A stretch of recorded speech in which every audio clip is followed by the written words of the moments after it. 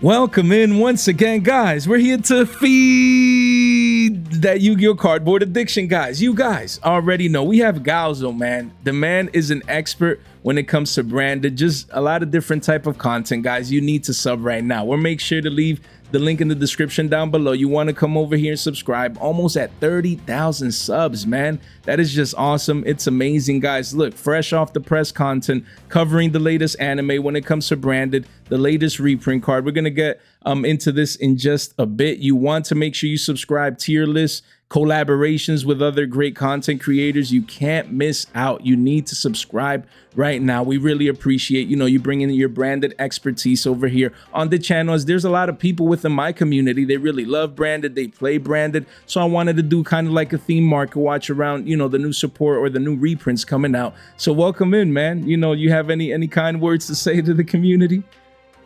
First of all, thank you so much for having me. I love the energy, starting us off strong. Yeah, I've been playing branded for a while. Almost at 30K is pretty crazy.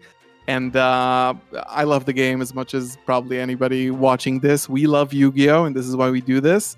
And yeah, I'm excited. This is fun. Awesome for sure. Yeah, we're definitely gonna have some fun, obviously discussing a lot of branded cards here today, because again, it's a fan favorite when it comes to our Yu-Gi-Oh community. Just feeling that power, that rush when they play branded fusion. Again, like I've said in the past, personally, it's kind of rough when I play against branded, because the deck usually, if it pops off, it pops off, you feel me? But a lot of people really love branded, just the lore behind it, the artwork, the effects, and just the power you feel, or how it feels to actually play the deck, play Yu-Gi-Oh, in that fashion. So again, branded fusion coming off the list to 2. A lot of people are excited now. They feel like it's more balanced in the sense, of course, branded players would want it at 3 like before.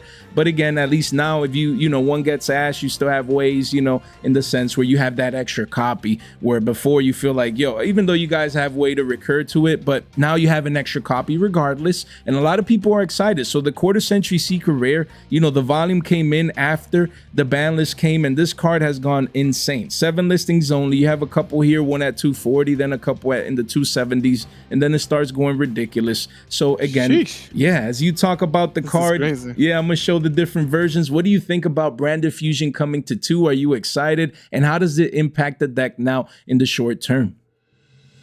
Yeah, branded fusion has always been like the branded card. Basically, this is the card that makes branded so good, and you build like everything around it. It's unique because branded has gotten so much love over the years. It's been relevant from Konami in terms of reprinting and rarities. Like, first of all, there was like a series of ultimate rares in OTSs, a Luber Albaz branded fusion. It was really awesome. Then the quarter century secret rare was kind of out of left field. I don't think anybody was expecting it will be getting that rarity. And even I, till this day, I pride myself in having like the full stacked branded deck with like all the high rarity stuff. Right. I still personally don't have the QCR. Okay. Just because it was like, there was never like a good time to buy it. It was like, will it go to 2? Will it stay at 1? So there wasn't like a time to like make that decision, which is like a pretty expensive decision, as That's you can see, like point. from here. When I needed to make that decision, it was a bit of a cheaper decision, but now it's going to be a little bit more expensive. So it was a weird place because they limited it. And once the anime came out, people knew that this was going back to 2. So it was always like a weird scenario. Right. I'm personally a fan of the Ultimate Rare. Same here. Telling you now, like, to be honest, like, where is it now? $40? Yeah, it's 40 flat for the OT, yes. Yeah. I think I'm gonna have to to scrape by to get the QCR, but again, like, do you get 3 of them now? That's gonna be the question. Like, or do you buy 2 and risk going to 1? I think that's kind of the discussion with branded fusion specifically. I think that every other single card is safe. Like, as I'm not much of an investment guy, but right. Once I started buying these cards in high rarity and seeing the love that Konami gave to this archetype, I knew that it was like it wasn't money like thrown away, because I felt like Konami was kind of on the branded side of things. And now with the anime and the structure deck, which we'll probably talk about, I think that it remains good to be a branded player. Like, it's been like that for 2 years, getting a lot of love from Konami, and I personally own the ultis. I own a playset. I don't have any QCRs, which is like surprising from coming from me. Right. But might have to pull the trigger now. I don't know. Right. No, there's a lot of branded players that they find themselves with that tough choice, in the sense when you have multiple options or high rarity options, then usually a lot of people just say it comes down to preference. Me, if I have, two beautiful versions, I usually go with the cheapest, if it looks good enough. I see the ultimate rare, and some of these just look super clean. They look very, very nice. And then they're like multiples down in price. You would have to pay $240 when for a quarter century, with just the $40 out of the $240, so you save $200 and you still get a higher rarity with the ultimate rare. So I totally agree. It'll come down to preference, but it's nice to have options when it comes to a card like branded Fusion. I was gonna say in the future. You made a great point. In the future. Yeah. You made a great point where we don't know if it gets hit again in the future. Maybe it comes back to 3 again, just because now Konami's on the anime bandwagon and the structure that reprint set and things of that nature. So there's a lot of hype, but you never know. So it's hard when you face a decision like, yo, should I come in here and pay $270 times 3 to have access to the playset if it ever comes back to 3? Or what if it goes to 1 in the future? You're gonna have that extra copy, which is pretty expensive. So those are great, excellent points. And then it's nice to have a secret rare here, more on the budget side, which is a beautiful card here, still in secret rarity at around 2s and some change. Not bad for people that need their 2-ups. Very good to see. And then obviously the super rares that came in the structure deck. But yeah, great points. I mean, the card is broken, the card is great, it's coming back. There's a lot of hype, so a lot of people are excited. Branded players are just super excited, and then the anime helps as well, which we're gonna get into. I think one more thing about branded Fusion. Yes. Before we move on. The structure deck is coming out in about a month's time from when we are recording this. There are going to be Starlight upgrades in this set, like the Blue Eyes structure deck. Oh, I didn't know. Great point. Wow. Yeah, I think they're like in the Blue Eyes structure deck. I think it was for the new cards basically, but here there's only 2. Maybe for the altars as well. Maybe they'll do that as well. But theoretically, like, branded Fusion could be reprinted here in a Starlight rare, which is a different rarity than the QCR.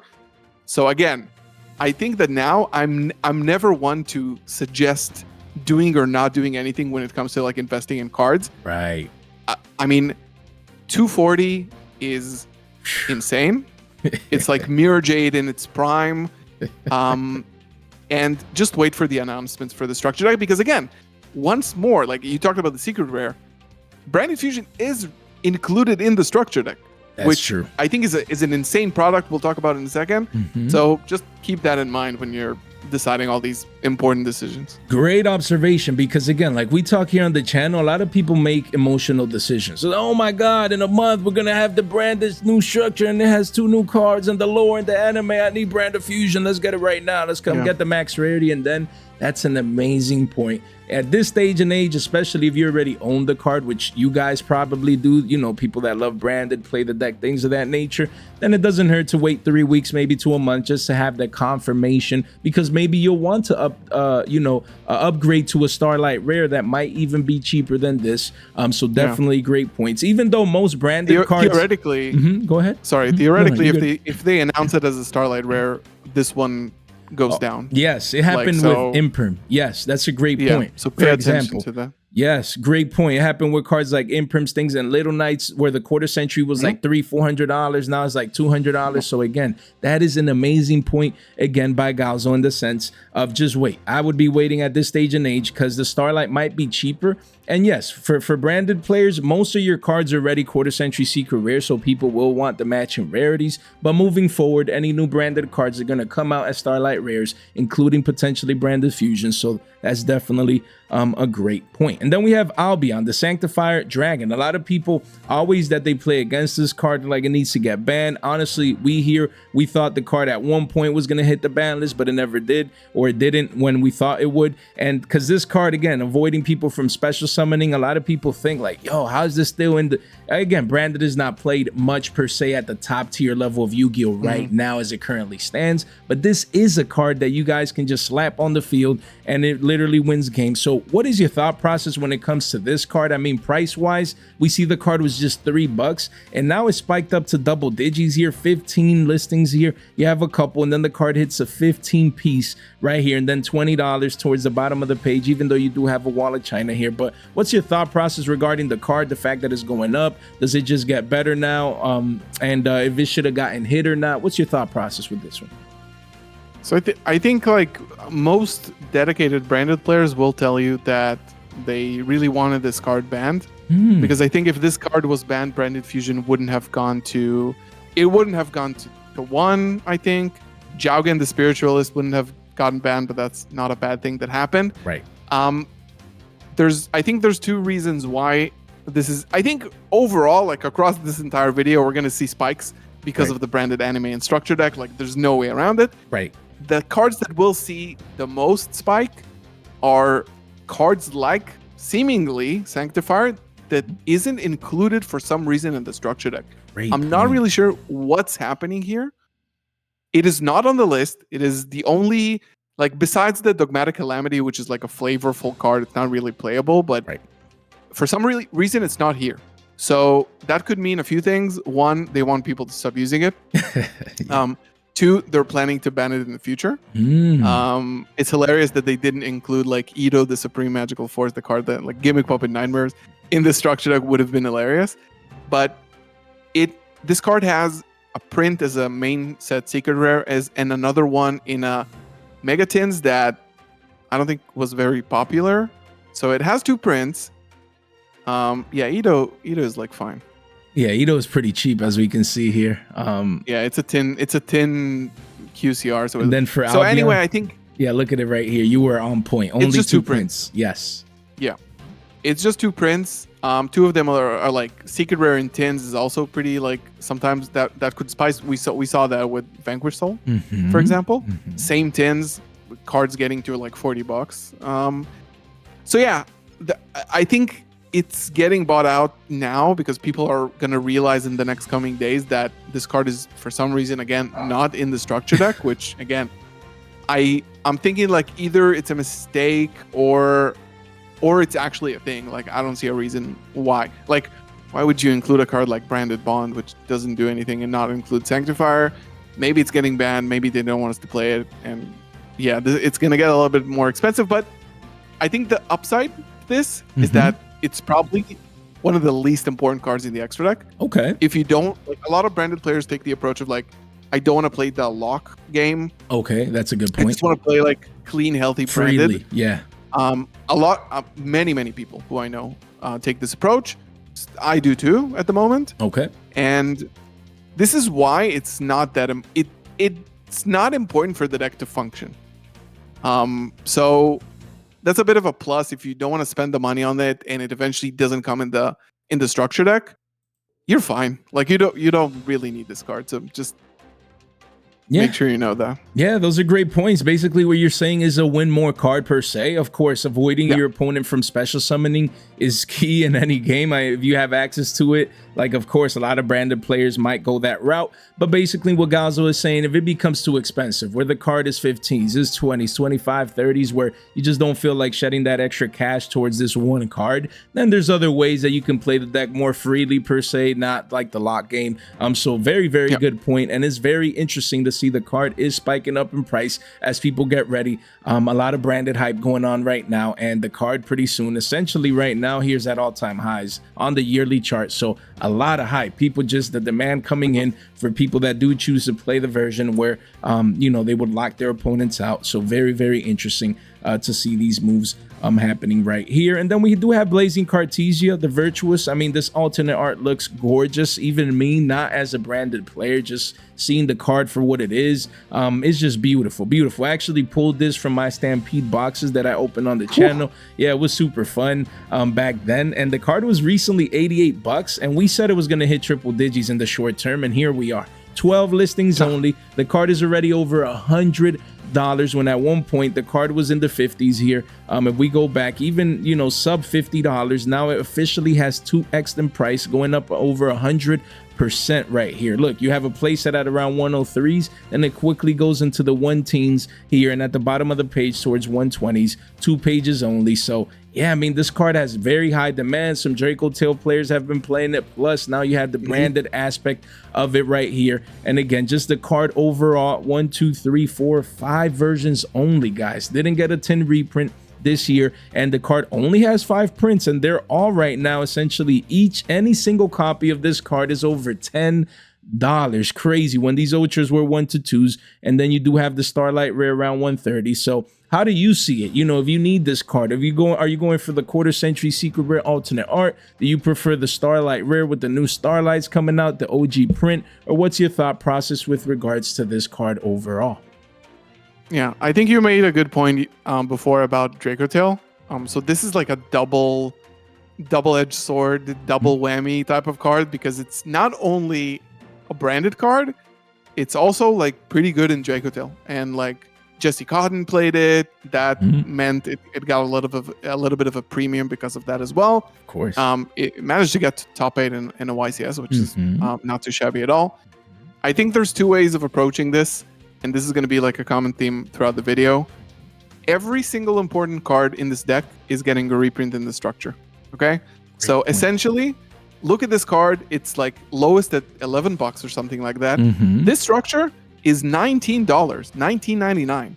Like the value that you're getting from this product, and I'm gonna make a video about that as well on my channel, because today I sat down and I calculated the lowest, cheapest print of every single card in the set. If you just combine like Thrust and Cartesia, that's already $30 or something like that. Where and is the it? structure is 20. I saw a post or something. It's here. Where I showed the list above Billy. Yeah, there we go. Oh yeah. There about we $70. go. There we go. I knew I saw it somewhere. Yeah. He actually calculated, guys, and that's why I love it. Not even being a price guy or none of that. Like the markets matters to everyone, you know, because again, these cards have a cost, and he did an amazing job telling you guys that the overall whole structure deck is $20, and then the current lowest TCG player price for each individual card in its cheapest print is $70. So that's an amazing calculation here for the masses to realize that the value that you're gonna get in these is amazing, and making just another excellent point where right now, honestly, unless you need it, but if you have extras, it might be a great time to start moving these, you know, to use that purchasing power to recycle it into Albion or any other card you need for your own deck, or just any other card that you want, because this, and they're coming all hollow foils, right? Like ultra rares and above or something, right? It's a full hollow deck. It's not like you're getting a common. Exactly. It's insane. Like it's really unbelievable, this product. And I think that, so again, I mentioned there's like 2 sides to this. One is going to be the person who wants to pick up branded, who's new to branded, coming in from the hype in the structure deck. Get the structure. It's all good. Get like 3 of them. You are going to get your money's worth, and like 3 times over. Yeah, just but again, amazing. The branded fandom is also like dedicated. Right. The art is nice. Right. The rarity is important. Konami has put this deck in a place where they've been giving it so much high rarity love that it's kind of become a thing about branded players in the deck. Like if you are dedicated, it's sort of like, I don't know if you've ever you probably did, like cover heroes. Or hero cards. Of course. Yeah, it's along it's those sort of lines. The same thing. It's been like ages of branded cards, ages of hero cards, a lot of like really sought after cards. So I mean, I get the high rarity hype. Like if you want to play this deck and you're dedicated, you know, maybe you've missed the train a bit when it comes to like getting a better price, because again, like if you bought this on release, it was like $40-50, and yeah, I think these will eventually go down, probably, like at least the high rarity ones. But again, if you are the majority of the player base, just get the structures. Great insight.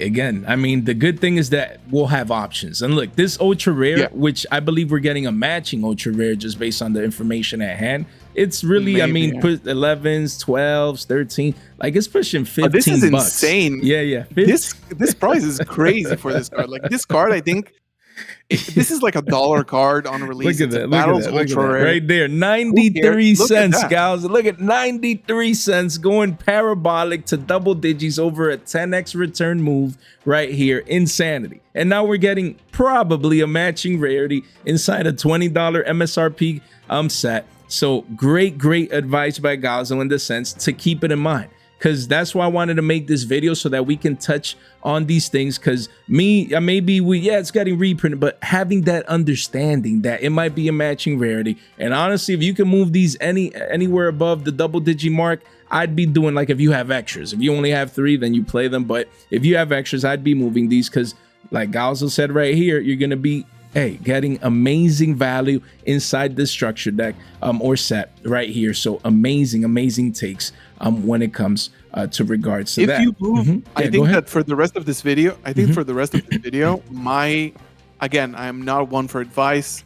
This is not financial advice. There's not official financial advice for sure. Yeah. However, the numbers are very easy to understand at the moment. That if you have some of these, like if you have Thrust, Flagoed Laughs, Cartesia, even the Bestials, if you move them now and pick up 3 of these, you are like you're getting so much profit in terms of like you're going to be able to buy the cards that are not here, which we'll talk about later in the video, and just break even and get these cards guaranteed. So in that sense, this product is just insane. Yeah, I mean, just amazing value. And again, he made another great point about, for example, the Black Gold Laughs, which is a card that just got reprinted. I honestly still think the Prismatic Secret Rare will remain scarce just based on pull rates, and it'll be a higher end rarity compared to the ones that we're getting here. But yeah, there's Nibs, there's Amazed Abyssio reprints, especially Lubellion, and it being all foil, all holo foil, then it's not like we're getting just random commons, but actually holographics that eventually will get harder to get, and those will probably move on up in price in the future as well. So amazing points that you made once again. So guys, again, first link in the description down below if you guys want to make sure you fast track each and every single card that we're talking about here today, or if you need to make any of your purchases, we're going to have this centralized here for you. As you see the charts, they're going up accumulatively. You know, most of these cards are going up in price, so you definitely want to make sure you track these guys, and make sure you subscribe to our channel here. Guys, welcome in again. Make sure you ring that bell. You like the video, guys, as we continue to discuss this amazing branded cards alongside Galzo here. Make sure you subscribe to him as well, guys. You definitely, we already picked his brain here for a couple minutes, and the man is preaching facts across the board. You definitely need to subscribe, man. This is definitely super fun. So again, when it actually comes to, again, the Chronicles deck, the Fallen and the Virtuous, all foil edition, like we've been referring to right here, is coming out in about a month. So keep that in mind. We still have about a month before, the branded guys get addicted to having the new set in their hands. You know what I mean? So $20 per box. Very nice. And then we also have the anime. So I just want your thought process. There's a lot of hype. In my humble opinion, instead of being shorts, we should at this point just get full-blown episodes, man, because a lot of people really enjoy it. They love it. They like it. So, for people that maybe haven't been tracking this, like, should they? Is it fun? Is it cool? Is it nice? What's your thought process with regards to the anime, and also how it can impact these cards or people wanting these cards or to build a deck and things of that nature? So I think that in terms of like the future of this anime, first of all, if you want to see like some of the episodes of the anime and understand that if you like think about whether you want to watch it or not, I upload like reactions and like a combined like lore breakdown just because I've been into it for so long, like all the Easter eggs, all the little things that you might have missed alongside a reaction. So if you want to get like invested into it, go watch these. They're pretty fun and pretty short as well. Usually the episodes are like 5 to 7 minutes to 8 minutes, something like that.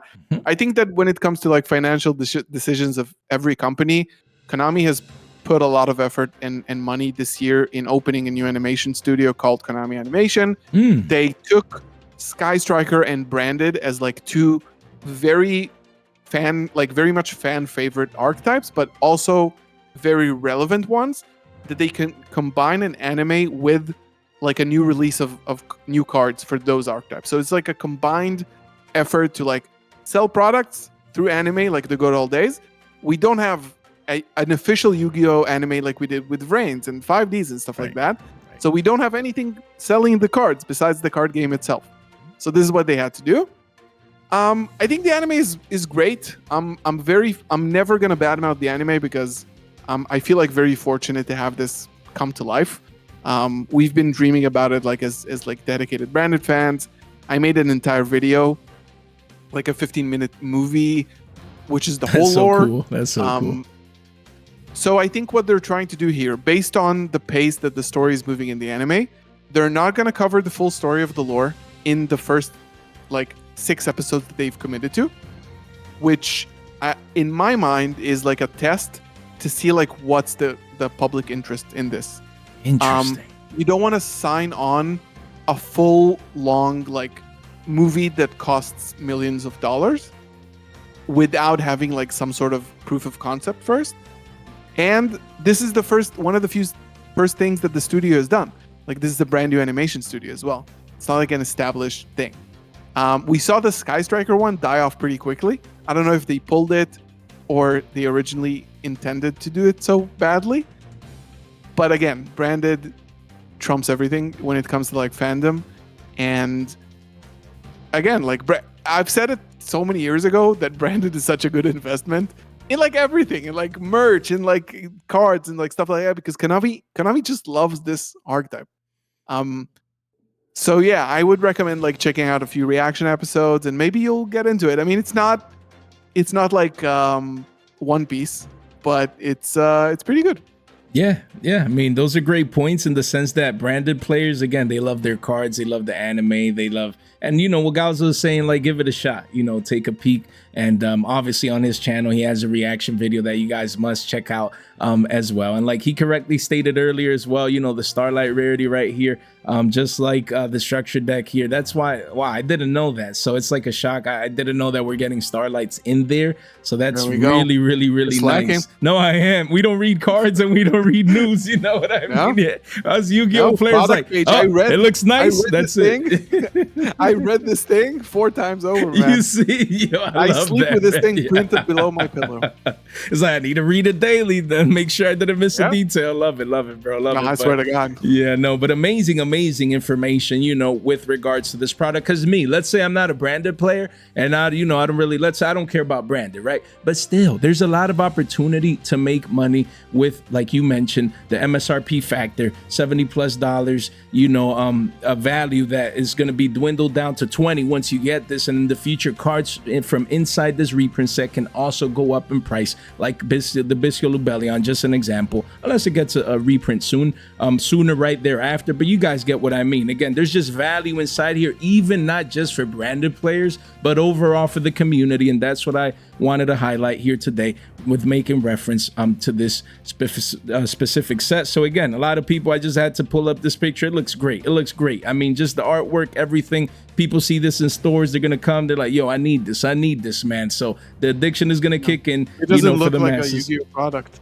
Yeah, you said it doesn't, and you said it doesn't look like a Yu-Gi-Oh product in a good way. Yeah, exactly, right. It looks like more. Yeah, I know what you mean. It looks like more like generically, like even people that don't play Yu-Gi-Oh, that they'll be like, wow, what is that, man? Like, I need to see what comes inside there, type of thing, like creating that curiosity. So that's definitely a great point. And then again, actually seeing the list here, again, there's amazing reprints in here. We made reference to a couple as we went talking about earlier today, but again, you just have amazing reprints like the Black Gold Laughs. You obviously have another copy of Branded Fusion. You have hand traps like Nibs. You have the alternate arts as well, which those arts I really like even me, again, like even for the casual, you know, Yu-Gi-Oh player, in the sense that they maybe are not like, oh, specific branded niche, like I'm all branded. No, like I see it and I want it. I just look at the card. It looks beautiful. And then obviously you have the Yugioh reprints in here as well. So just overall, we discussed a couple of cards here, but what's your thought process? We also talked about the value, actually giving you guys numbers, comparing the $20 MSRP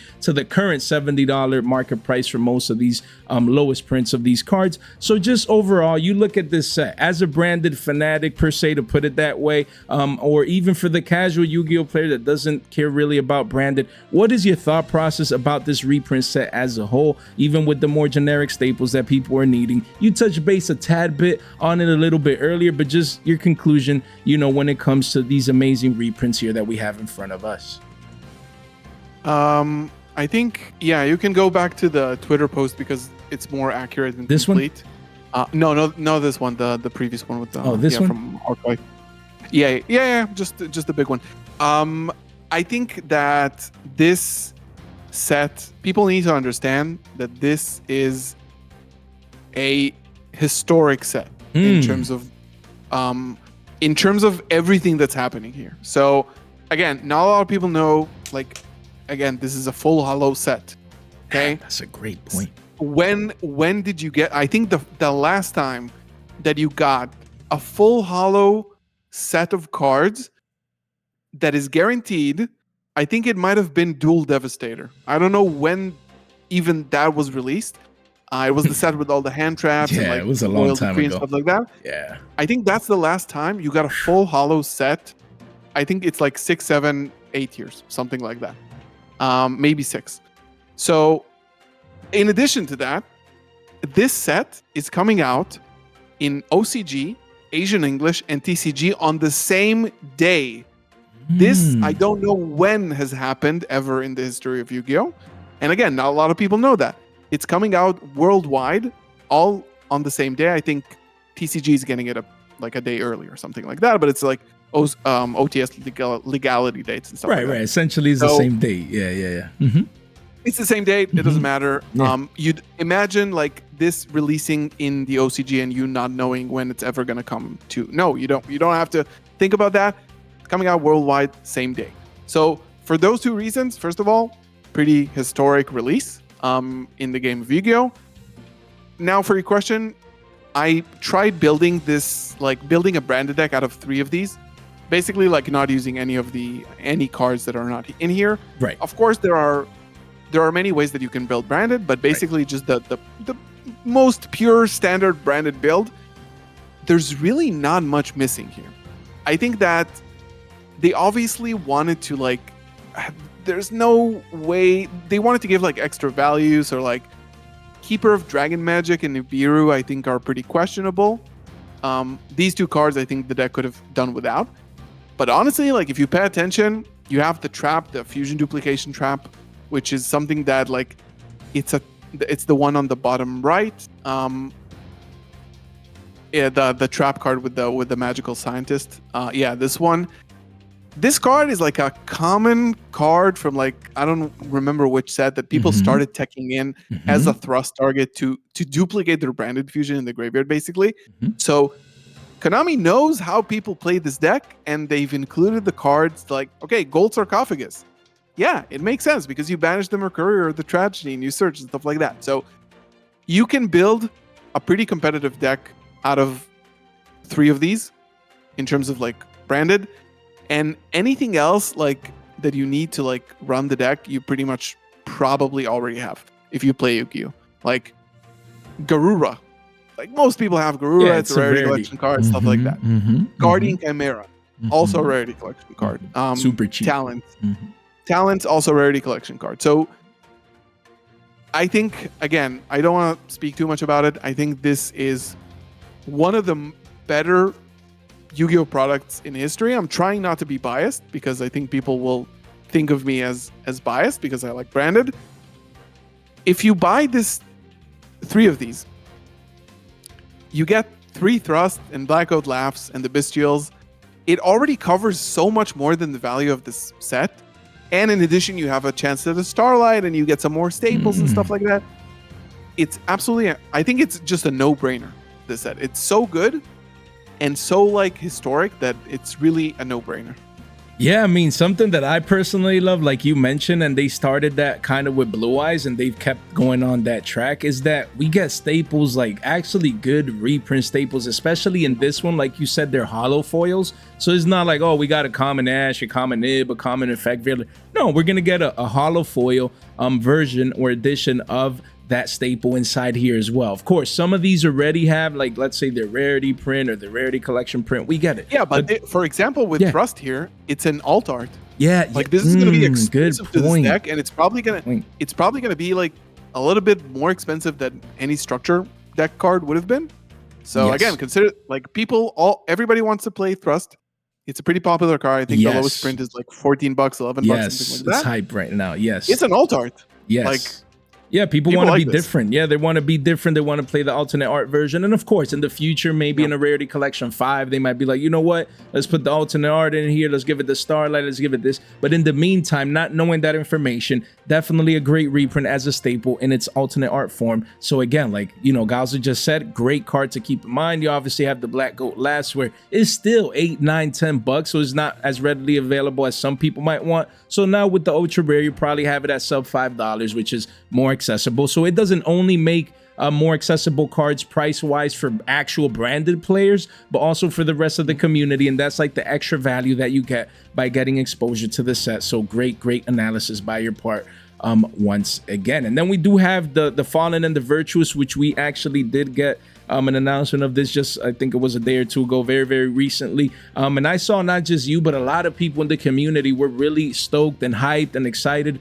for the card, saying, oh, we needed a quick play that does this, that does that. Again, I don't read cards. I'm gonna let you do it because you're the expert here, you know, here, especially with this card. But I saw a lot of excitement for the community, and some people were saying, even like generically, not just for branded or something, like, you take over, you know about this, like, why is this card so important getting reprinted for branded players and things of that nature? So this is one of the 2 new cards in this deck, which obviously, like, Sky Striker got their 2 new cards in a core set, so it's a little bit different. But I'm not going to talk too much. I have a reaction on my channel. I'm not going to talk too much about this card because I can talk about this for hours, right. But this card is very unique because of 3 main reasons. One, it is always treated as a branded or Dogmatica card. So you can see it doesn't have Dogmatica or branded in its name, but being treated as branded or Dogmatica means it's searchable from your deck by a lot of different means. Like, a lot of different cards can search for branded cards, stuff like that. Second reason is that it is actually one of the more unique cards in terms of the effects, because its first effect is just target any face-up card on the field and destroy it. Could be a spell, could be a trap, and the only thing that you have to do is play 1 Fallen of Alabaz Fusion in your extra deck, and it's a cost to send it.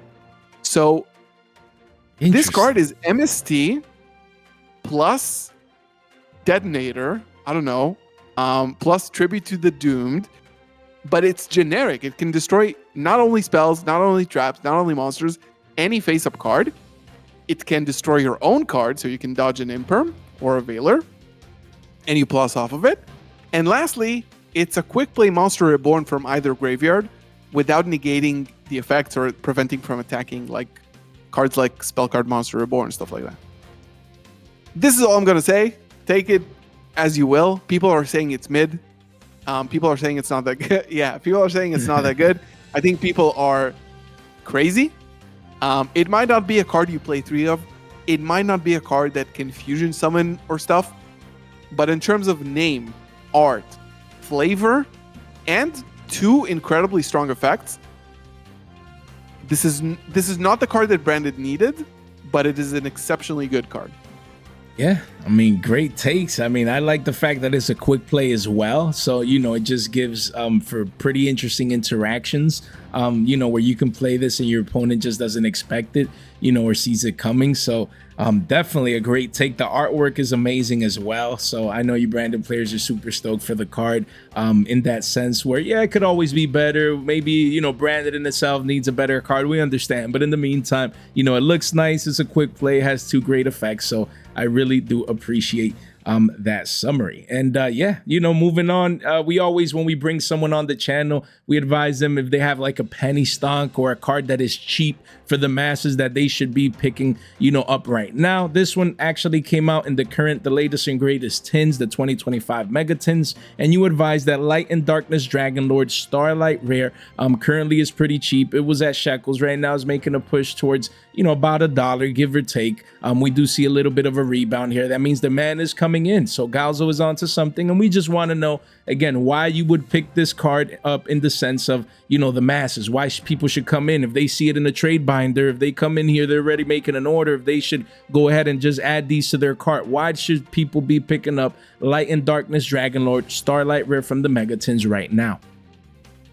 So I think, first of all, since it's $1, currently I'm not super pressed about recommending to buy this because it's not such a, even if it doesn't go up, then you got yourself a nice card. Right. This card is a previous QCR. I personally have my QCR because I didn't expect them to print this in Starlight. This is one of the only cards that is currently relevant in Modern. Yeah, look at how it dropped. Jeez. Yeah. $20. Yeah. This is one of the, I mean, this is what happens with Star. Yeah, look, it was $50, dropped significantly. It looks like a cat. Yeah, no, literally. That's what I was going to tell you right now. This is what we always do on the channel here. We call this the cat-shaped dump. We literally just draw this right here and then I've never seen this. But yeah, look at that. If the cat smiles at you, he took your money, gals. That's what we always say. This is a cat. This is definitely a cat. This is one of the cards, like for two reasons. I think one, it's a pretty good card in branded, right? That is not being reprinted in the structure deck. Okay. And two, it is also pretty up and coming in Draco Tail. So again, like I mentioned, when it comes to cards that have not, we'll talk about a few of them. You'll see like Borrowed Furious Dragon is pretty like notable here. So this is more than the Starlight, okay? Nice. Anyway, pick it up. It's not being reprinted. People are going to be playing this card, and it's one of the only like 4 cards that are not in the structure and also have not been in a rarity collection. So this is basically free for like a boss monster you play in branded. Love it. Free 99, like we call it here in the channel. This is free future money. Again, just $1, guys. Like, you can't go wrong. I don't see it going down much more than $1 already. The card looks beautiful. It is a Starlight Rare. And like I said, because I've talked about this card on the channel, not the fundamentals like, being used in branded or not, things of that nature, but just the fact that the card had value before the reprint. That ultra rare that we just showed, it had value. It was like pushing $5, $6, $7, $8. Now it has a Starlight Rare that's $1. Like, come on now. Galzo's onto something. This card could definitely be multiple Billies down the line, 2, 3s, maybe even 5s one day. No one would be surprised. Everyone would be saying like, yeah, it's a Starlight Rare from the 10s, like $5. That's cheap. And then you could be buying it at $1 right now. So great pick by Galzo here when it comes to this card. And just a couple more quick questions in the sense, usually when we have people on the channel, we like to ask like just your love story when it comes to Yu-Gi-Oh, like how you got into it, why you love Yu-Gi-Oh, why not another TCG, things of that nature. Like, what is it about Yu-Gi-Oh that you love? Maybe your love story in the sense of when you first started and things of that nature. I actually started playing way back in the original OG days. I think basically I would say like 2003, not even 20. Interesting. Okay. At the very beginning, I'm an Unk status unlocked a while ago. I'm 34 and I'm gonna be 35 in exactly a week. Wow. So okay. I'm an old be head. The same age. Yeah, we're the same. Man. Oh, there you go. Yeah, I'm a boomer. I always refer to myself to a boomer. Unk boomers. Yeah, I love it. Yeah. So I started playing back in the day, played for a few years, playground Yu-Gi-Oh, a bit of collecting. Again, pretty small community, so it didn't evolve much since then. And then like a couple of years in, I traded my entire card collection for a PSP. And that was my way out of the game. You get to age 16, you get into girls and stuff, and then like it's kind of nerdy to play Yu-Gi-Oh. I'll get myself a badass PSP, which it definitely was. You see, you invest in Yu-Gi-Oh cards, you trade them for a gaming console. You see, you have to, man. You gotta. That's what we call recycling your purchasing power. You know what I mean? Love it. I've been practicing what I'm preaching for. What you've been preaching for so many years. There we go.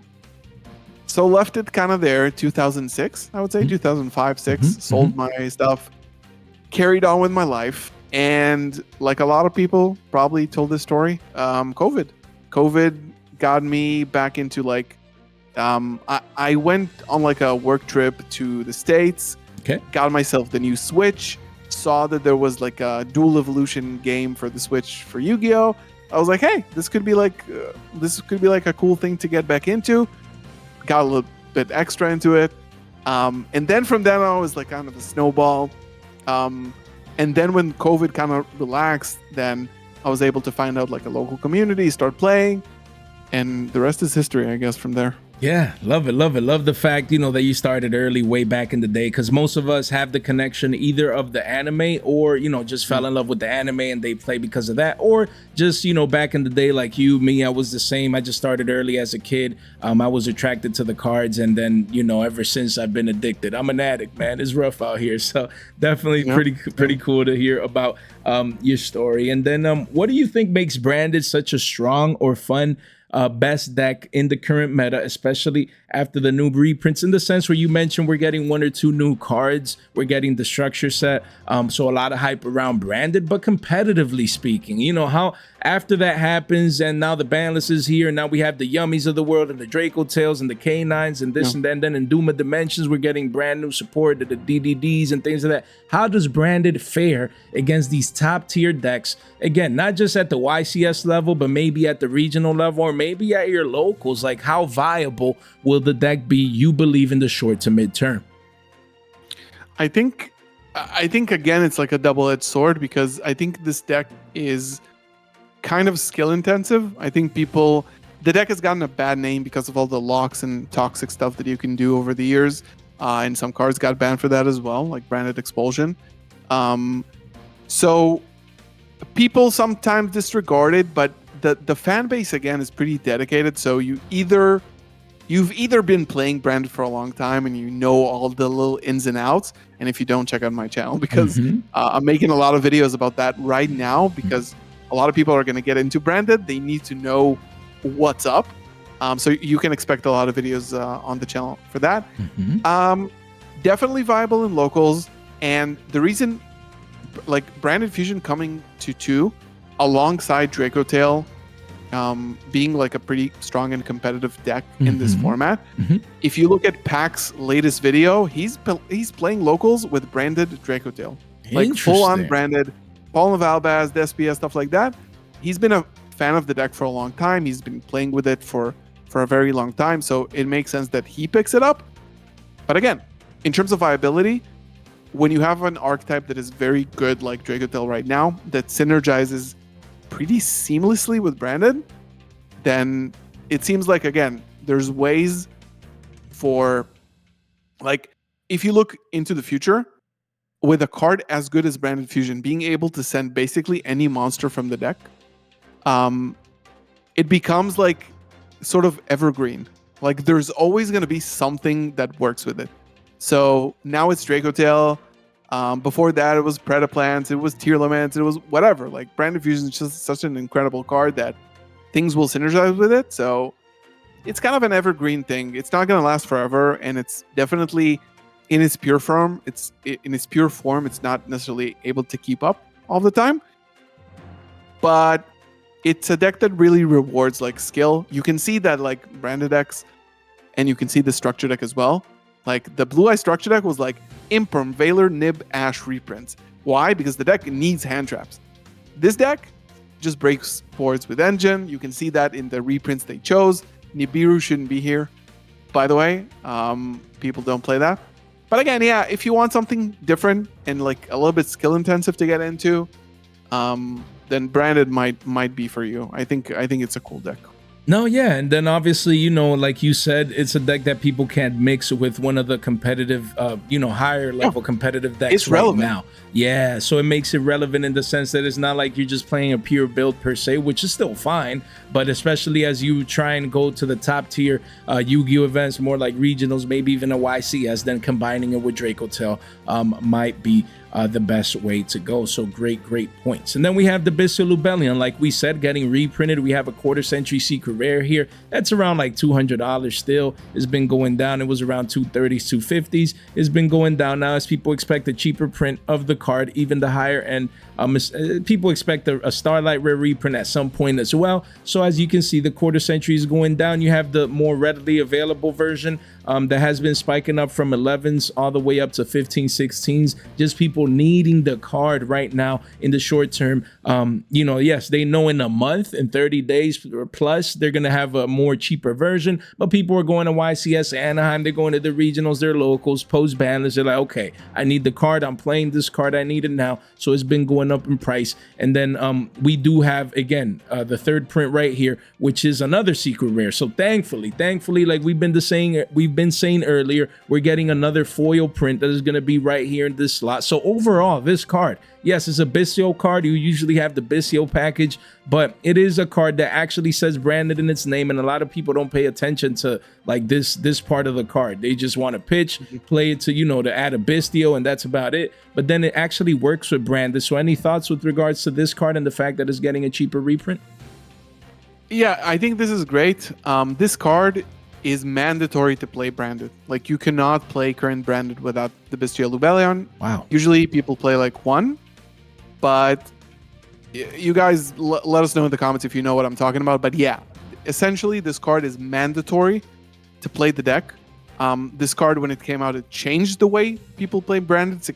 It was one of the cards that actually changed branded the most, just because of the fact that it can tribute your Albion Fusion Dragon and put it in the graveyard, so in the end phase you can do something with the Albion.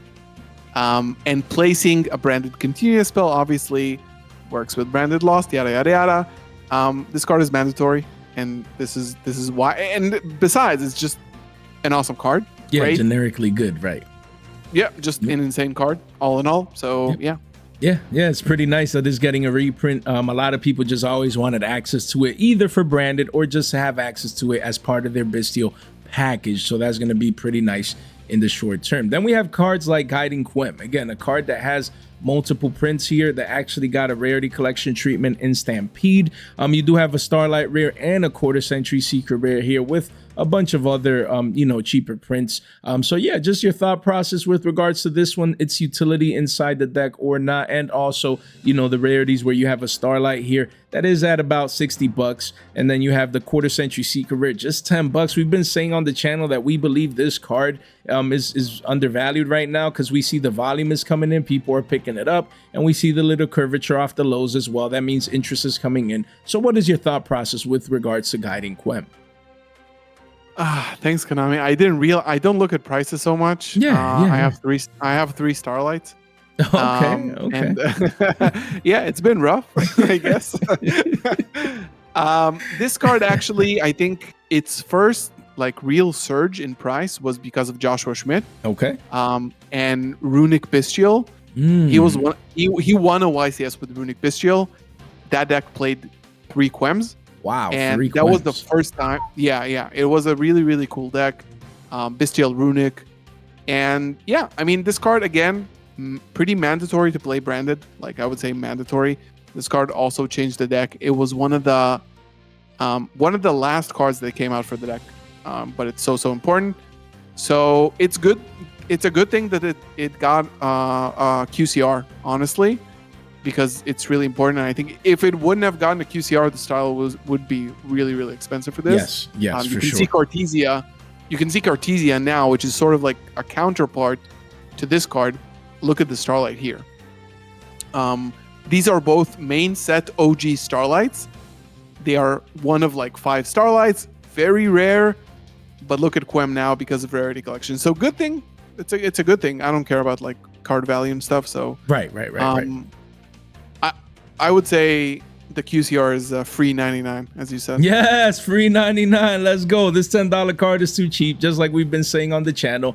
Yeah. And it's nice to have an alternative option if you're like, yo, the Starlight is still $70 each or $60. I prefer, it's easy. 1 Starlight or 6 quarter centuries. Most people are going to go with the 6 quarter centuries because they're going to get playset for themselves and then a playset to maybe investors trade into. So definitely a great take with regards to Quem. And then we have Incredible Ecclesia, the Virtuous. Again, another one of those cards that it feels like it's been reprinted forever and that, it has a rarity collection treatment. It doesn't. It only has 5 prints, of course. Now it's getting one in the structure. I was sure this had a rarity collection. Oh my God. No. You see? That's That's the thing. That's certain. that's what I love about collabs. You told me, yo, there's starlights in the set. I didn't know. But then I show you some things and you're like, wow, that's obviously the value. That's why I love collabing. Just us, not just us two individually, but the masses too, maybe learning something, that maybe they didn't know. So again, this card only has 5 prints. And then one of them was the alternate art right here, which is right here from the rarity collection in the sense of Stampede Rarity Collection 4. And then we do have the Starlight as well, which looks awesome. I really like this OG print right here.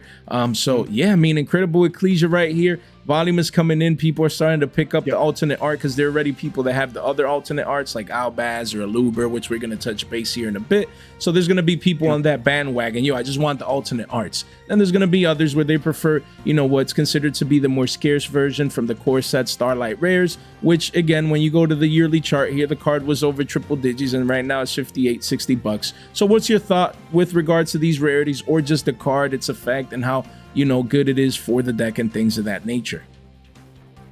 So I'm not gonna go too technical on why. Again, like if you will subscribe, if you are interested in like learning the actual like inner depths of like what I'm saying right now, you should subscribe because I'm gonna make like in-depth guides. A hot tip from me about Ecclesia is that it will also become extremely important for the structure release. Because both of the new cards get extra effects if you have an Ecclesia card in your graveyard or field, which is the first time that an Ecclesia card has been mentioned in Branded in general, which means that they want you to play Ecclesia in the deck because up until now it was very, very, very like niche and experimental. If you play this card was a 3 of Ensorcel. This card can summon any Sorcel monster from the deck, but it can also summon Fallen of Albaz from the deck in the same effect. So my hot tip is that this card will be finding its way into every single Branded deck list from when the structure will come out. Interesting. So do with that what you will. And is it coming here? Is it getting reprinted in here? Is it? No? It is, I think. If you look at, I think if you look, yeah. Is it coming in the same? It's at the top left. Okay. So we're probably getting another Ultra. So very, very important to know. So yeah, you do have again a Prismatic Secret Rare and the first set OG Secrets, which would still be a higher rarity than the reprint most likely. So I mean, you still have an Ultra, probably get a matching rarity, but overall it's just gonna have 6 prints. The one from the set, the new set is gonna be the structure deck is gonna be readily available. But if you want one of the higher prints, definitely no better time to get exposure now before the Branded masses. I think this is going to be a one of in the deck, probably. Okay, this good to know. This is what I can tell you from my experimentation. You just need the one to make it like your big towers unaffected, the new guy. So yeah, if you're looking for a shiny one of, the $20 QCR alt art is not that bad. If you want to like spice it up just a bit, it's really not that bad, I think. Yeah, but who knows? You make a great point in the sense like when it's one-ofs, it just feels better. Like you don't have to get play sets. If it's 60 bucks, it's 180 plus tax. But if it's just a one of 60 bucks is more accessible for most. So definitely a great point. Then we have Despian Lulu here, Starlight Rare, Prismatic Secret from last year, last year's tins, and then the OG Secret Rare. So only 3 prints. And again, most of the Branded archetype is fusion based, but you do have this synchro here as well that is part of the stack per se, and only 3 prints. So what do you think? What do you think about Lulu here? $75 for pushing 80s pretty soon, and it was 46, 47, sub 50s, pushing almost 80s. Definitely a considerable jump. And then you do have what were the cheaper options here at sub $3 here, and at one point at $1.50. Now it's pushing 4s quietly but surely. Pretty soon a $5 card. So overall, what do you think about the card for the deck? Is going up in price with only 3 prints. What's your thought process? I'm gonna give you guys a math problem to solve for me. Interesting. This card is not in the structure deck. This card also summons Incredible Ecclesia directly from the deck, which we just mentioned is probably going to be a mandatory one-off in the deck. 1+1 equals like not in the structure, plus probably going to be included from decks now on. Again, I don't know. Branded might not even be like that competitive when it comes out, but if you want to play it the way it's going to be intended to be played. This was one of the cards that when you messaged me, I said, like, this is one to look after because I think it's going to get more important, and it's not getting a reprint. So that's kind of the math equation there. Yeah, great math equation, guys, here. As we always say on the channel, we love numbers, data, and facts. And you can see it's going up beautiful. For some reason. Yeah. It wasn't really played in any deck. And it's for still some going reason, up. it's just climbing. I don't know. I don't even know why. Yeah, so listen to Galzo, man. This card, look, ever since it came out, a year old, a little over a year old, it's been up only. It's in an uptrend. The trend is your friend until the end. Pretty soon there's going to be a $5 card. Don't let it go to 6, 7, 50s, 10s, double digits. Like, if you need your copy, just come in here now. Anything sub $5, you should be well. Only 3 prints for the card, and one of those prints is the max rarity, which is hard to get and is moving on up in price, and not getting the reprint. That is the key here. Great point by Galzo. Without that, ultra rare cheap reprint in the structure deck, it makes this card harder to get, just in case you want access to it. And then we have Borload Furious Dragon, another one of the personal picks by Galzo, wanting to emphasize, us discuss this card because it is a Borload card, but it is still a fusion card with just 2 Dark Dragon monsters, and the card is broken and still single print, man. This card was about $1.89, spiking up to around 5s, and right now it's not bad in the 2s here, where you have a 10 wall here at 279s, 35 listings. After that, it does go to 4s, where you have the massive walls of China here. But again, I would get my one of, and Galzo's gonna explain why here fundamentally, but technically speaking, based on the charts, no better time to get exposure to this card. So let's hear it. Again, this is one of the cards that has been played heavily in Branded in the past. It requires 2 Dark Dragon monsters, which is very, very easy to make in Branded. Or you can just Alba's fusion with your opponent's Dark Dragon, like a Bestial that people actually play, and make this every turn target pop any card. So this card is also good. It's also big, and rockets are getting support in the next set in the OCG. Yes. So it's always been weird to me that this card was like, this is a single print structure deck card. That's crazy. And we are talking about structure deck today. So look at this, 5 years into the future. It's not expensive by any means, right? It's like $3 you can get it, but still, this card, again, not getting the reprint, not rarity collection, single print. If Branded sees some kind of surge, this card will probably spike up with it. So this is just like a noteworthy card, I think. Yeah, no brainer, guys. If you need your one of, especially if it's to play, no excuse to not come in sub $3 and get your copy. And even if you just want a couple, still currently single print. We don't know if and when it's getting an additional print, so definitely a great take. And guys, as we've been here, it's due. Yeah, it's due for a reprint, right? Probably because of the rocket. Yeah, neat, exactly. I think it'll get it, but at least, again, we do mention here, gap zones matter in the sense, we don't know if it's later this year or early next, and in between, the card still has potential to go up as people want to secure the fact that they do have their copy, but it definitely needs a reprint, and probably will be getting it later on this year. We'll see. But again, we've been saying, we've been an hour in, guys. We've already picked Galzo's brain for a full hour, and there's still more yet to come. So again, the man is knowledgeable. He does great content here. You definitely don't want to miss out. Collabing with many different people as well.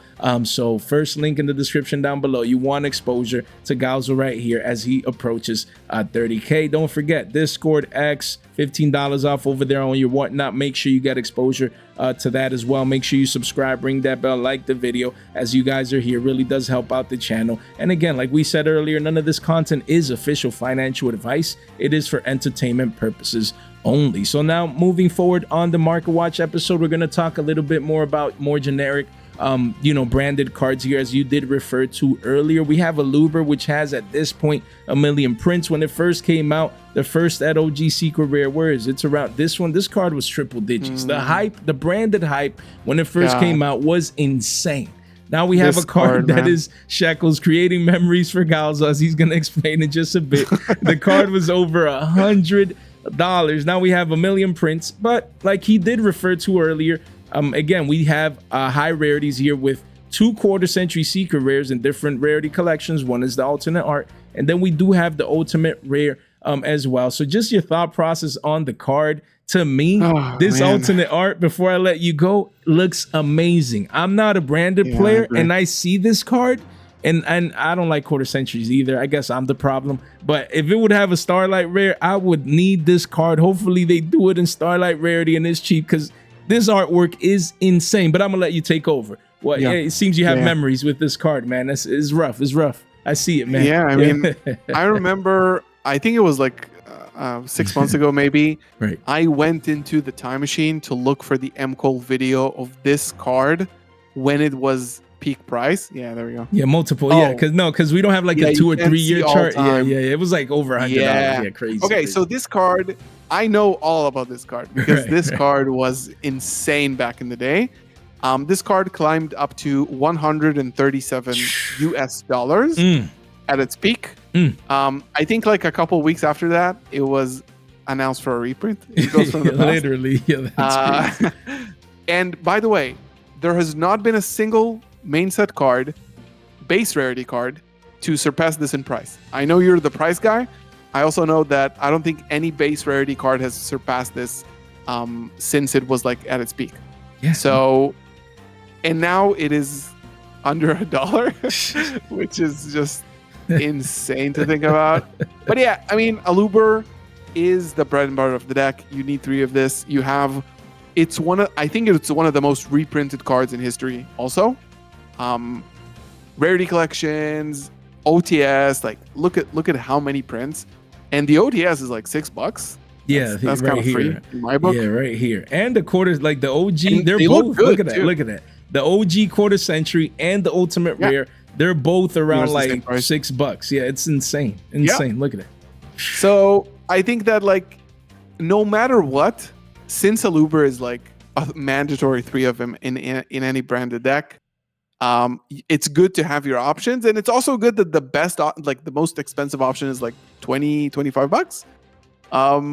That's not bad for an alt art. Like it looks incredible. It looks amazing. So I think you're covered. Like if you want to get into branded, you have 12 Alubers to pick from, based on how deep your pocket is. I think it's great. Yeah, no, it's awesome. A card so important for the deck, having all these different rarities. And again, like we always mention in the channel, most people don't either follow prices, and if they do, they don't really focus on the chart. So we have the OG quarter century secret rare. These volume candles we call outliers. It means that most of the volume candles before these, they were, basically lower right here. Like they didn't reach this high point right here. So that means that the interest is coming in for this specific version. And most people don't realize, it's just $6. We don't really care. Look, you have a couple listings here, whatever. And of course, not everyone's going to want the OG quarter century secret rare, but usually that's how it starts. The interest, the volume comes in. Then one day this card goes from $6 to 10s. At the very least, is up 40%. And people start asking questions why, when we all saw it coming. Obviously, fundamentally speaking, we have the structures, that getting reprinted, which obviously really does balances everything out. Yeah, of course. But technically speaking, we can see here the volume coming in. Do not be surprised if you see these cards for double digits. But like Alzo said, readily available. Even the high end is not like $50, $100. You come in here with $30 and you get a beautiful card. This art is just amazing, man. Hopefully they reprint this alternate art in like a Starlight Rare soon, because even I need the card. Just hey, this is gonna be this is gonna be like my 5th time buying Alubers. Like, they get you every time, like, right, Galza? They get you every time, man. You're addicted.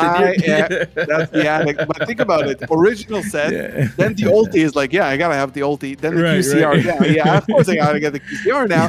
And then the alt art, I'm gonna get that. And then I'm gonna get the structure decks now. So this is gonna be my 5th. They Aluber. got you, man. They get you that addiction. They know how to hit it. We're addicts here. We just need. We can never have enough cardboard, man. And Fallen of Albaz, obviously, another important piece of the deck, which has been reprinted a lot as well. And also, this is one that has the alternate art and then it does have the OG OTs, and then it has the quarter century secret rare as well, just like a Luber. So the alternate arts, these cards were around like 20 bucks the other day, you know, and then recently they've been spiking up to 30s thanks to the hype and people just getting all the alternate arts. Great art here, as we can see. Then you have the OGs at 17 bucks, actually been going down a tad bit, you know, from 21s down to 17. So very, very good if you prefer the OGs. Then you have the ultimate rares here, which honestly at around 10 bucks, it is up from 8 bucks. So it's up good. Yeah, about 20-30%. But look, guys, so it quickly goes up from 10 bucks if we clean this here. Well, actually it's 15s. There you go. It's 15 bucks here.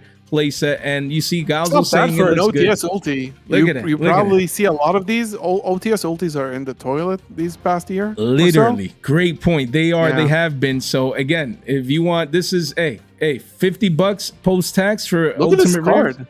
Beautiful, beautiful. Look at that. Look at that. So what is your thought process? The card fundamentally for the deck and having these similar rarities as the Lubers. You know, what's your thought process?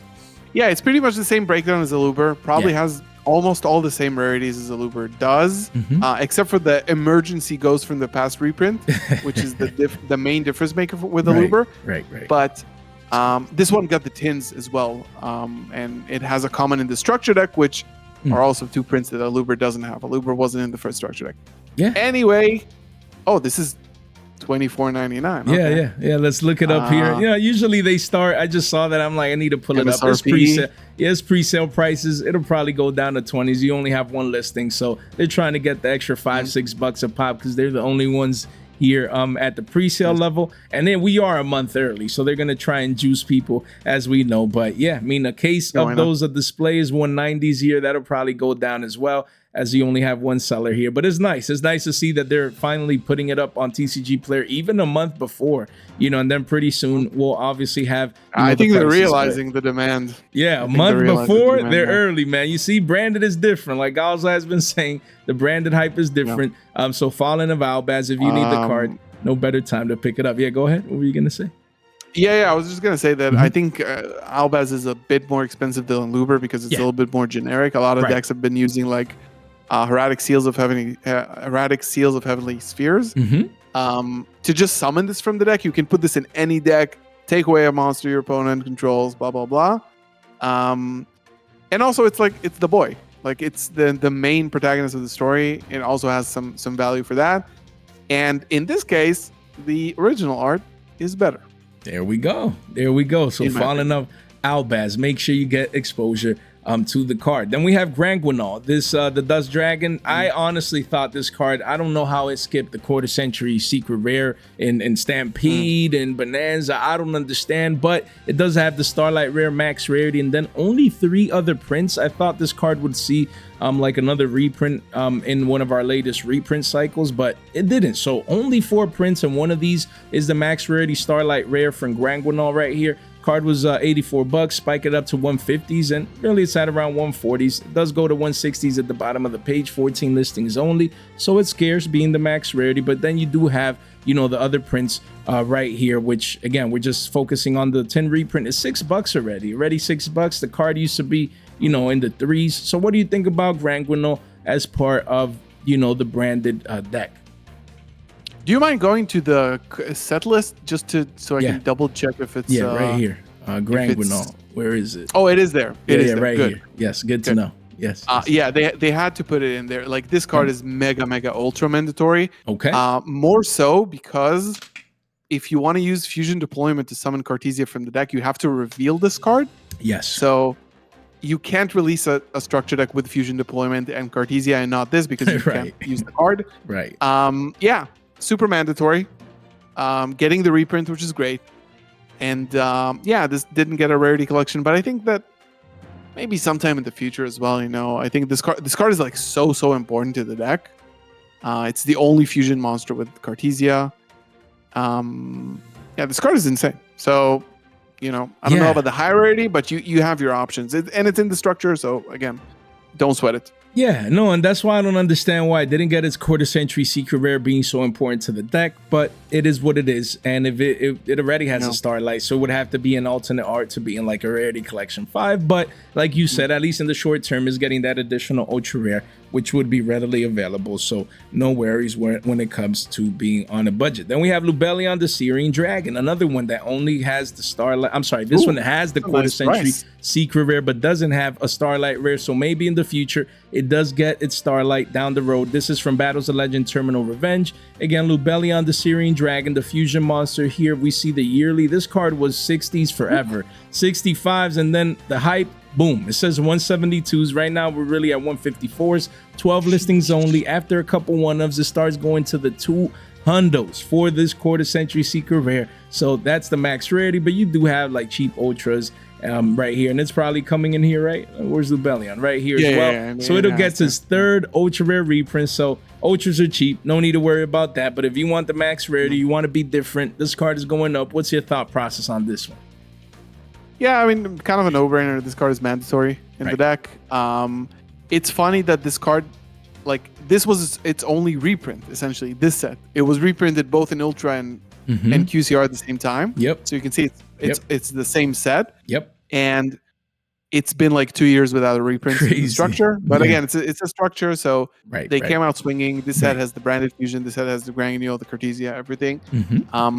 They used this as like a stepping stone into the season where they announced the structure deck, which makes sense.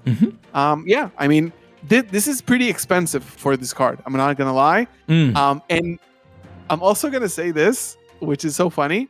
This card is on your board for 10 seconds. Yeah, like, this card is never going to stay on your board. This card is always shuffled back into the deck.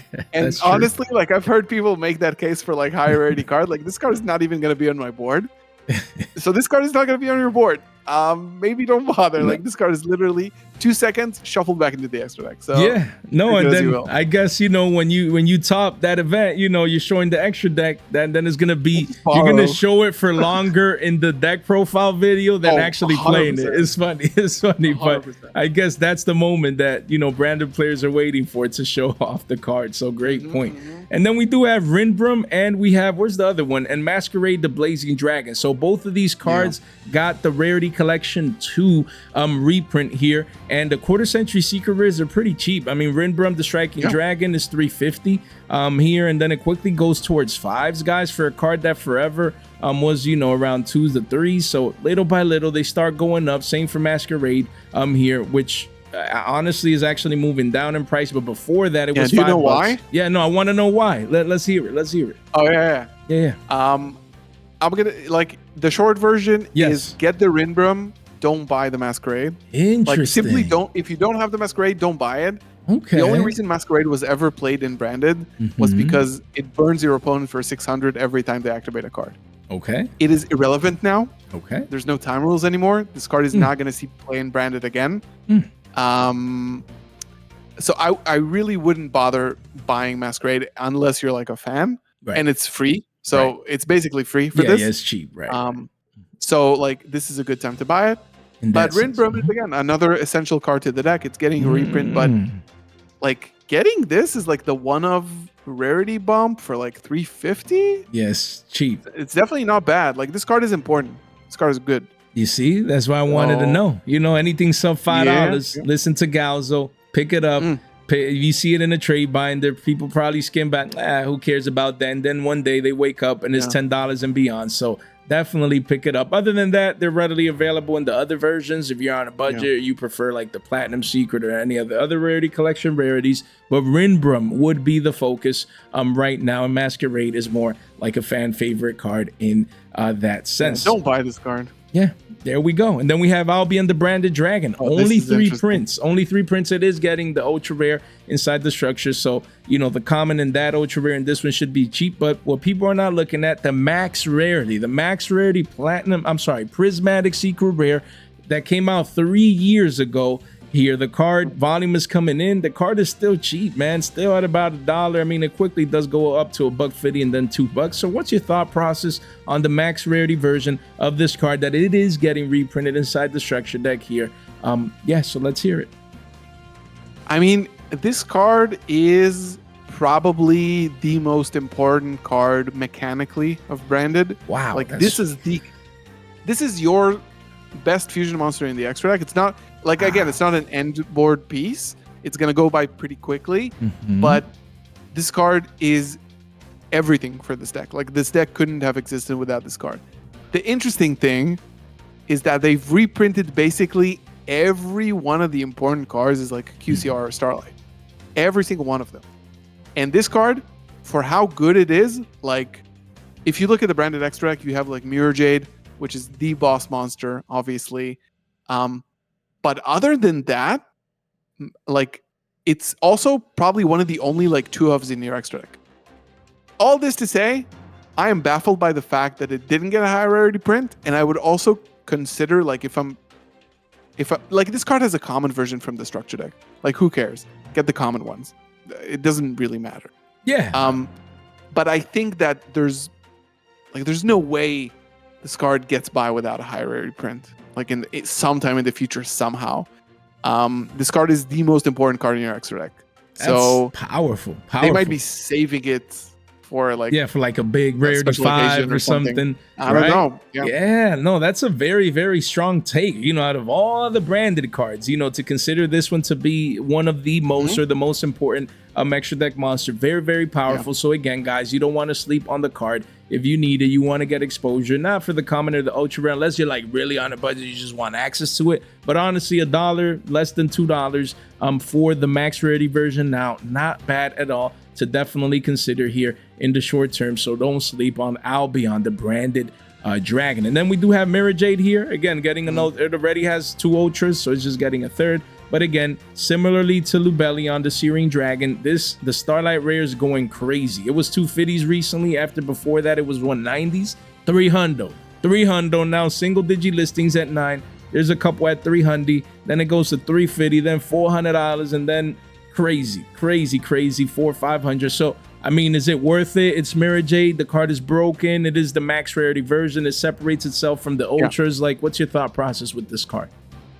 I would say that this price is fitting to how important this card is. Mirror Jade and Granguignol both came out in the same set as the first. No, I think Cartesia was actually the first like max rarity, but these were like the first fusions. Yeah. And Mirror Jade was like the extra 5th Starlight in this set. All this to say that this is the boss monster of the deck. Like if an original Starlight version of this card that also doesn't have a lot of printings anyway isn't that expensive, then why even collect for this game? I think again, this price is, if you want to have like a high rarity card, unfortunately for you, like this is expensive. But again, I'm like saying, like this is the boss monster of the deck. Like, you know, you have your cheap alternative, but if something needs to be this expensive, and I think this might be the most expensive card we've seen today, then it should be this card. Makes sense. If there was one that should be, it's this one, in the sense that this is part of your end board, is your boss monster is broken, and it's very fitting. I agree with regards to that. And then you do have the Dogmatica side of things. I just wanted to highlight just one card that we're going to touch, which is the Trap here in a moment, price-wise. But just overall, the theme is pretty nice. You mentioned earlier in the market watch that, Dogmatica, branded Dogmatica, how they intertwine is pretty cool. And then we are going to, like this card, branded in Central Dogmatica, for example, is a common, but look at this beautiful artwork.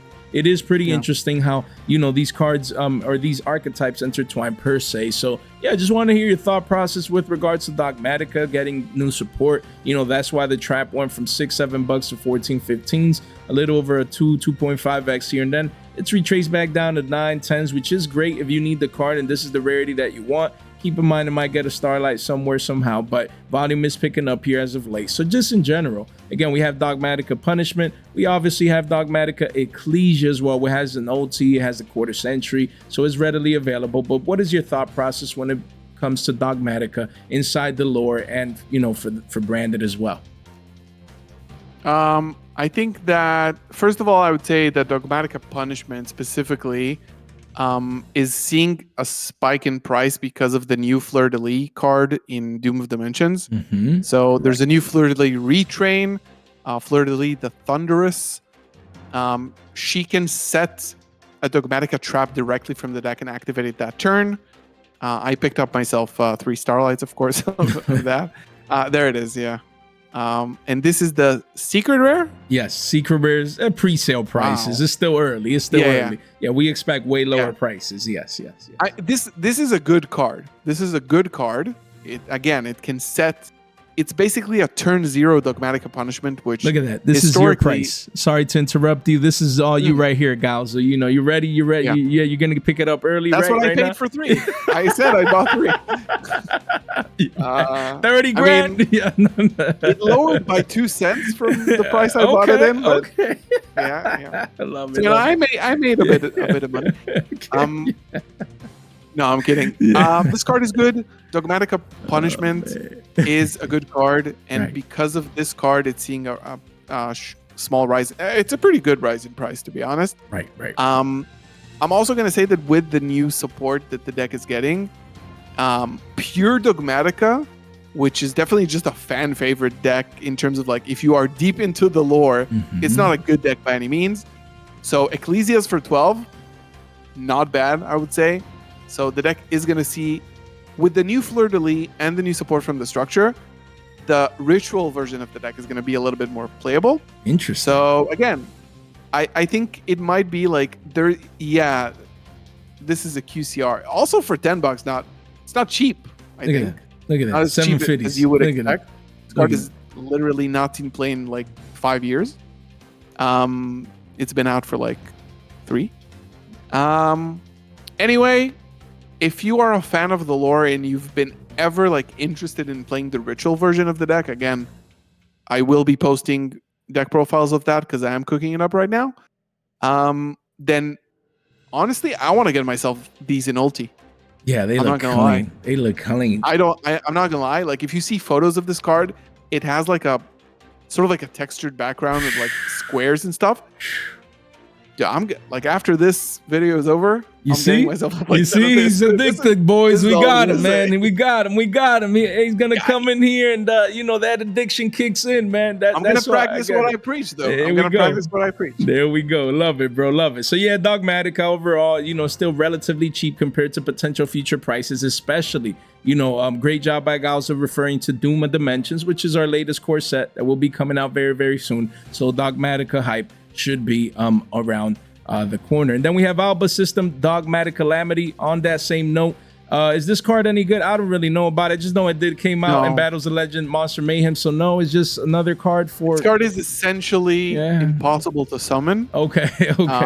It is only like a flavor card. Okay. The only reason you would buy the Starlight is that either you are me or you want this in your branded binder, just to complete the collection, because this is an Alba's fusion monster. Yep. But again, like utility wise, it's not there. Unplayable. Okay, good to know. The card was over $50, down 50%. So if you're a branded collector, you just wanted part of your collection, not bad at all in that sense. And the secret rare is shekels, so definitely readily available right there. We do have branded opening QCSR. This card used to be $5-6 when we were talking about it on the channel, and now recently has made a push towards 18s, pretty soon $20. Just let us know how important this card is to the deck. It's pushing 20s, is up almost 4x from the lows. Why is it is there merit to it? Short, is it good? In short, in short, this is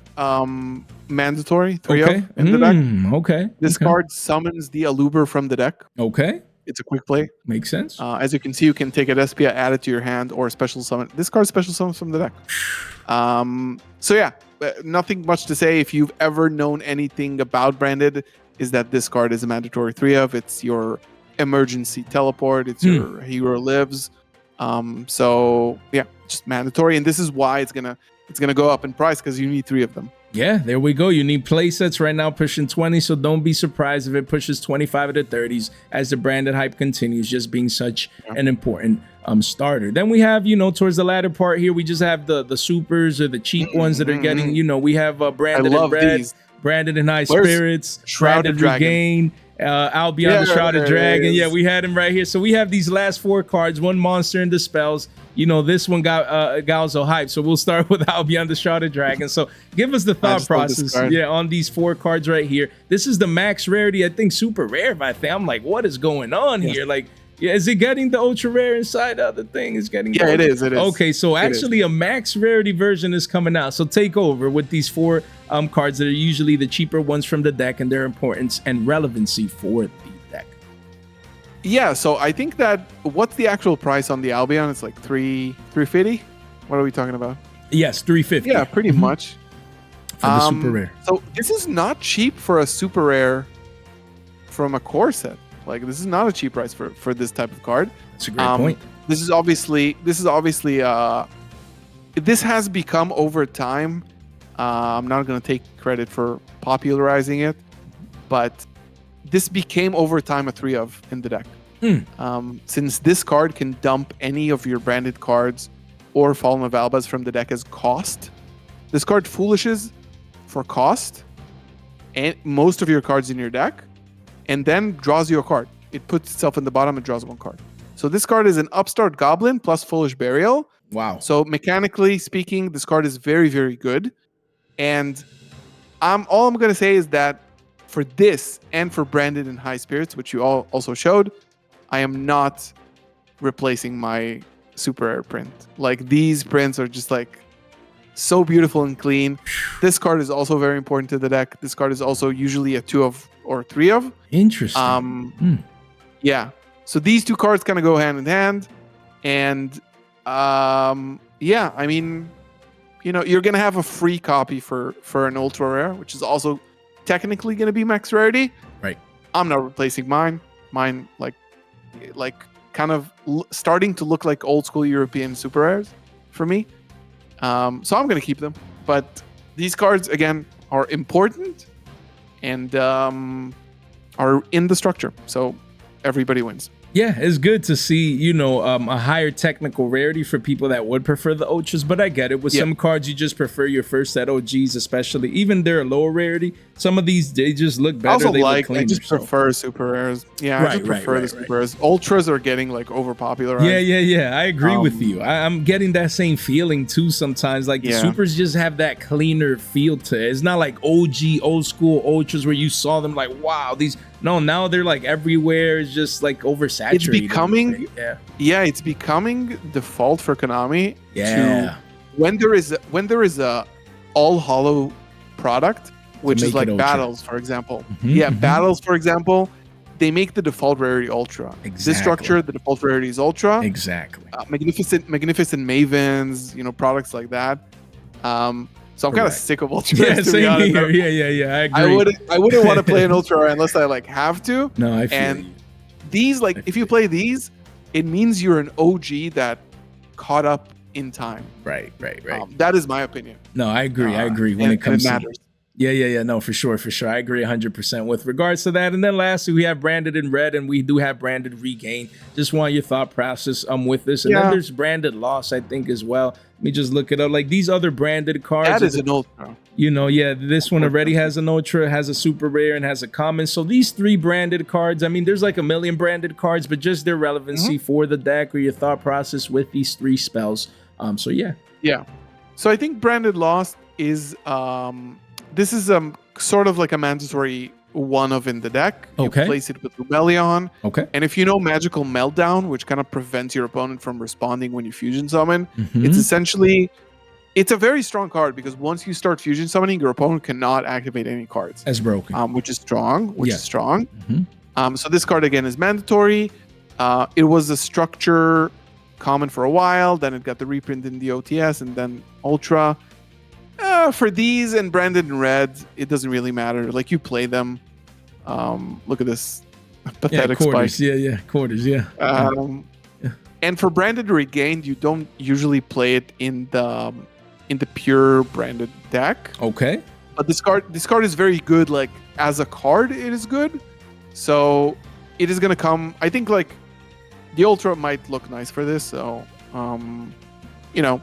These don't matter much, I think. Right. In that sense, because they're already getting Yeah. I get it. They're already getting reprinted. They're and already cheap. They're getting a reprint in a higher rarity. It was a good catch from you, I think, to point that out, but kind of inconsequential. No, yes, especially Get the price structure. wise. Yeah, no, yeah, because they're getting reprinted. But again, utility wise for the deck, you made great points. Just how you would apply these, as a mandatory one of probably, just being Yeah, able also to play. branded in red is the Yeah, same. this one is the same. Yeah, as a quick play as well. You do have the clean supers here, and then you have rares and commons, and now getting the technical ultra rare max rarity. So very, very nice. And these cards are beautiful, man. I get you guys in the sense of liking branded, like the lore, the artwork is just amazing.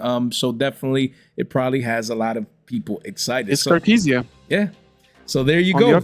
Yeah, there you go, guys. So we had Galza here for an hour and a half, man, of his precious time. Really appreciate you swinging by the channel. It was super fun for someone like me that I'm not, oh man, branded, but just to go through these cards, the prices, see the artwork, discuss. For a lot of people out there, the masses that, look forward to a month from now having access to that. So again, the first time, hopefully not the last, as we get closer to the product release, hopefully we can get you back on the channel to discuss that as those cards will be releasing. But yeah, man, it's been a pleasure. Wanted to know if before we get out of here, you had any last thoughts?